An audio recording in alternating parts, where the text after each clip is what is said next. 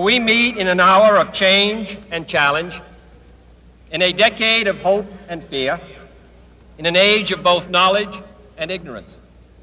The greater our knowledge increases, the greater our ignorance unfolds.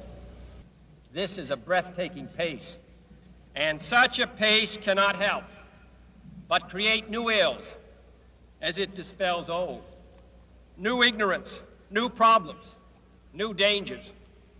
Surely the opening vistas of space promise high costs and hardships, as well as high reward. So it is not surprising that some would have us stay where we are a little longer, to rest, to wait. But this city of Houston, this state of Texas, this country of the United States was not built by those who waited and rested and wished to look behind them. This country was conquered by those who move forward, and so will space. America's new spacecraft succeeds in reaching Venus. We will have literally reached the stars before midnight tonight. This capsule history of our progress teaches us anything. It is that man in his quest for knowledge and progress is determined and cannot be deterred.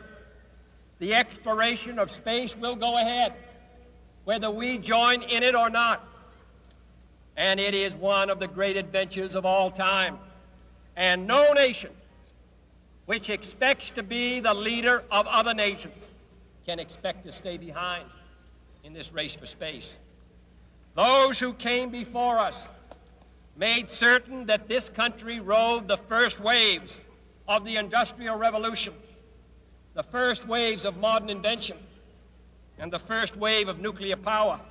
And this generation does not intend to founder in the backwash of the coming age of space. We mean to be a part of it. For space science, like nuclear science and all technology, has no conscience of its own.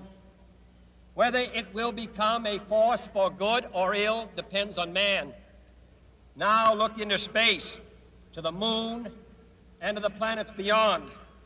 And we have vowed that we shall not see it governed by a hostile flag of conquest, but by a banner of freedom and peace. We have vowed that we shall not see space filled with weapons of mass destruction, but with instruments of knowledge.